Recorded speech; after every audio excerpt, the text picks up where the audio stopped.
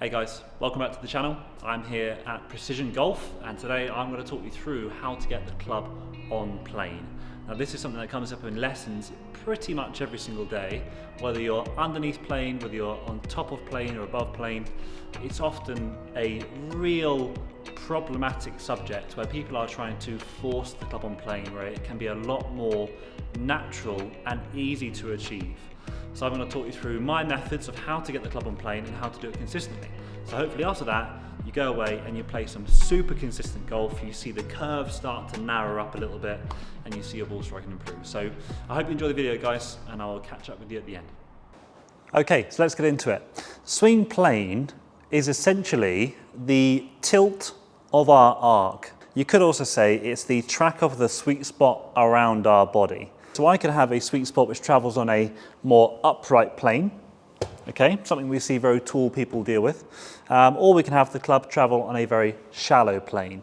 But you can see how the shaft pitch and the swing of the club head changes both times. Some people are going to suit having a much more vertical swing plane, others need to get shallowed out, but for me there's a nice window in the middle of the two which can help you improve your face and path numbers and help you improve your contact.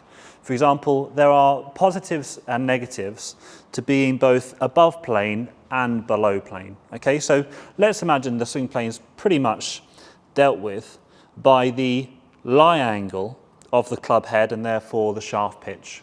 And you can imagine if I had a line going through the end of my club, through my belt buckle and out the other side, that would dictate the lower side of the plane. And then one, I tend to like drawing one with my clients just underneath the right shoulder. I would ideally want to see the club travel within those lines all the way through, both in my backswing and follow through. One of the most misleading bits of advice I see is to keep your back towards the target and to drop the club on the way down.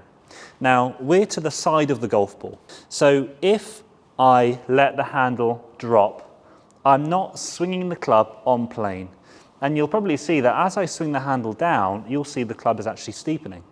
That's because the grip and the head work as almost a seesaw, if you like. So whatever forces I apply to this end of the club, if I have a downward pull, you'll see the shaft will get steeper. If I have an outward pull, an overly outward pull, you'll see the shaft will get shallower. If we let the handle drop or pull vertically down on the handle, that can often cause steepness. Whereas people are trying to get shallow, but it's a way of they're almost trying to force the club to come from the inside. Again, it can be a lot more natural than that.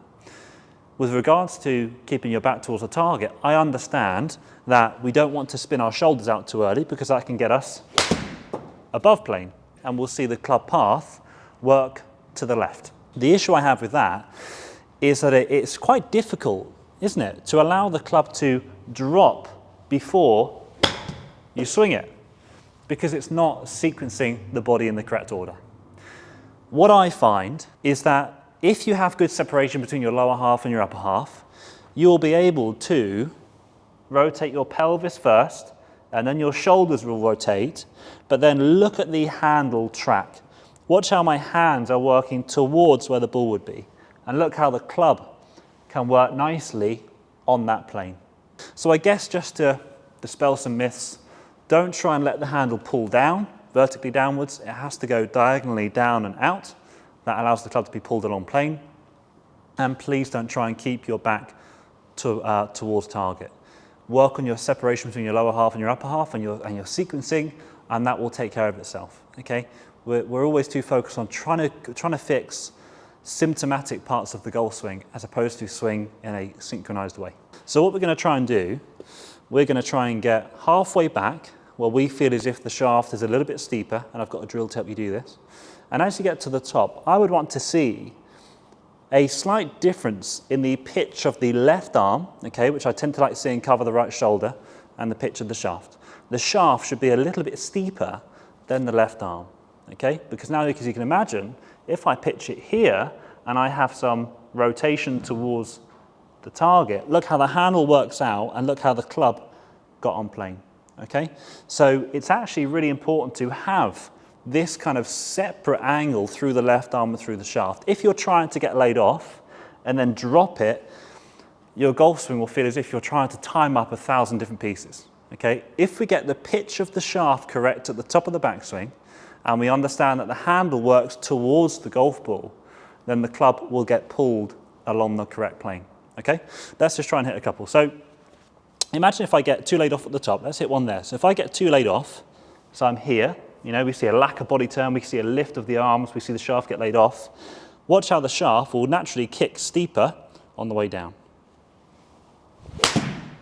Okay, so we might see a left swing direction, yeah, 6.5 degrees to the left of the swing direction, and a 7.6 downward strike. It's a bit too steep, isn't it? Now let's go the other way, where we see the arms get too deep and the club get too across at the top. Now, you can imagine those numbers will feel almost completely opposite. Now I do struggle with this side of it, so you might have to bear with me. So now we're going to try and go the opposite. Okay, where we see now the path, hopefully, will go inside outside. 10.6 from the inside.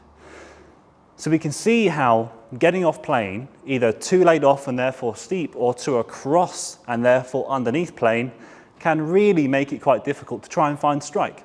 So if you had an on-plane swing, where we see the shaft on a fairly neutral angle, we should see some smaller numbers. Okay, didn't quite hit it great, it's probably going to go a little left, but we can see swing direction 2.5, club path of 0.8 to the right, so the numbers are much, much smaller, and the strike therefore, you can obviously hit bad shots of both, but the strike gets much, much better, and we have better bad shots. Let's hop into a couple of drills which will give you the feeling of setting that club at the top, and then the feeling I want you to have on the way down. Okay, so this is one of my favourite drills. All I've got here is a balance pad. You don't really need a balance pad, but a range basket would do just fine, okay? The feel we're having is almost like a steering wheel, okay? And then we'll convert it to a golf club in a second. What I want you to do, whether it's a balance pad or a range basket, is get into your normal posture, okay? Go to a takeaway where you feel as if your right hand is still just slightly on top of your left hand. But then when you get to the top, imagine if you get too laid off, you would see excessive forearm rotation, where your right hand gets too underneath your left hand. Okay, this is obviously if you're a right-handed golfer. If you get the club across plane at the top, you would find that you have too much steer of the car and your right hand at the top of the swing is too on top of your left.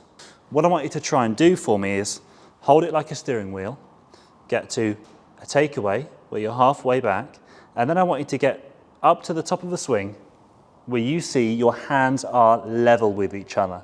Because you can imagine if I'm holding a shaft like this, that shaft would be on plane. That would be too laid off, that would be too far across, and having my hands level would be on plane. Then when you grab the club, you're going to try and go through the same process.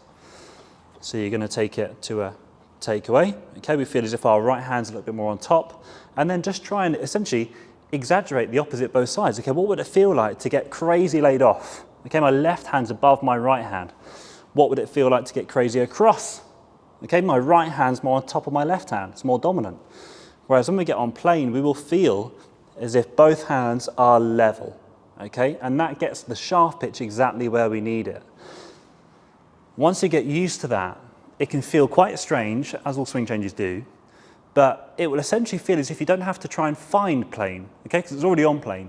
It's already pointing towards the golf ball. All you're going to need for the second drill is a drill stick. This is a drill that stood the test of time, and it's just so easy to create a picture.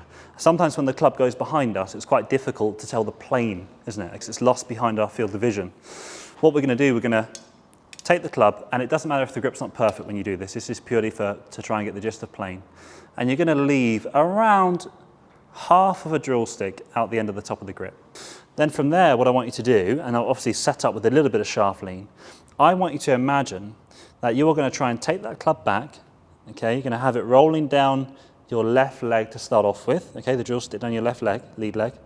But then from there, I want you to try and feel what it's like to pitch the drill stick just inside of the golf ball. To some of you, obviously, it'll feel as if you get really flat, others a little too steep, but I want you to try and pitch it just inside the golf ball. And then as you turn up, trying to recreate the same feeling you had with the balance pad analogy, you're going to try and do the same thing on the way down. You're going to try and point the drill stick and get the handle to travel towards the ball.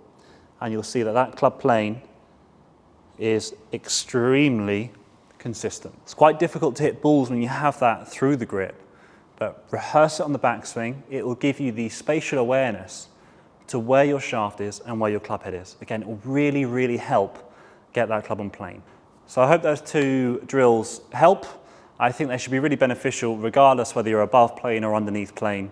You know, if you're just looking to straighten out your ball flight, it can really help deliver much smaller path numbers as we've seen on the screen. From there, the reaction to the face angle can be a lot more minimal. And I will do another video based around how to create a proper hand path and how that can also create an on-plane golf swing. So I hope you enjoyed that. I hope the drills help. Please feel free to drop any questions you've got in the comments box below. And if you enjoyed it, hit the like button and subscribe to the channel to make sure you don't miss out on some future videos. So I look forward to hearing from you all soon. Take care.